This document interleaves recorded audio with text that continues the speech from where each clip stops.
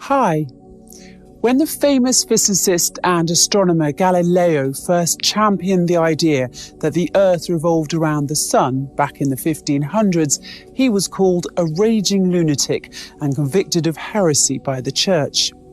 He was then sentenced to life imprisonment and died under house arrest around 9 years later. But if a 10-year-old tells his science teacher that same fact today, nobody even bats an eyelash. So what's changed? Lots of things. The world has evolved, new technologies have been developed that help us more accurately understand astronomy, for example. So poor old Galileo was not insane, he was simply before his time. Luckily, scientists today have more advanced tools and gadgets that can help them avoid meeting the same fate as Galileo, but sometimes their claims still make us do a double take when we first hear about them, especially if we don't have a background in science and physics. Let's look at an example, shall we? In their published works, two different scientists, Tom Garrison and Michael Allaby, both compare mountains to ships. Yes, you heard me. Mountains, those tall, massive structures that protrude out of the earth in such a stately, solid way, and ships sailing in the open water.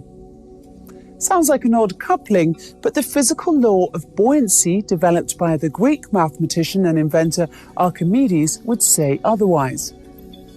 This is because the driving force behind both ships and mountains is one and the same, and it's something called buoyancy.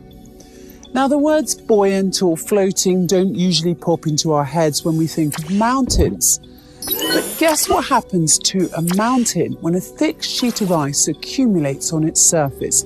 The rock sinks into the mantle under its weight, just as a ship sinks deeper into the water when it's loaded with cargo.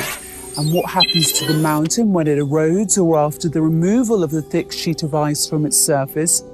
In much the same way as a ship rises again when the cargo is removed from it, the Earth's crust will rise again in response to the reduced load on the mountain.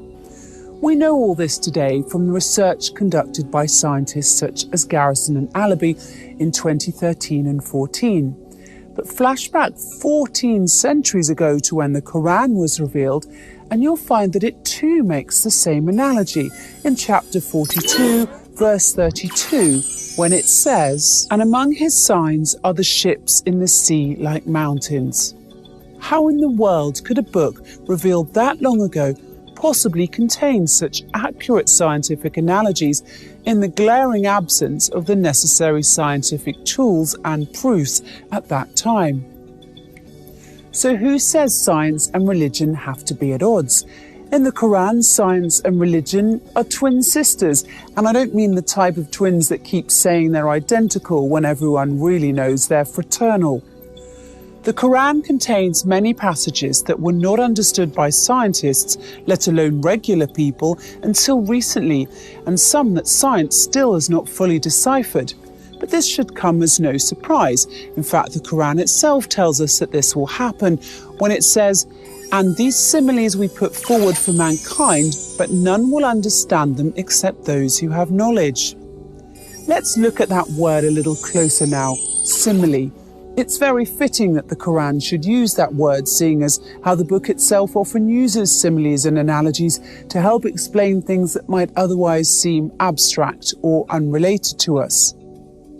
But what's even more astonishing then, that as modern scientists have used some of the exact same analogies that were first written in the Quran over 1400 years ago.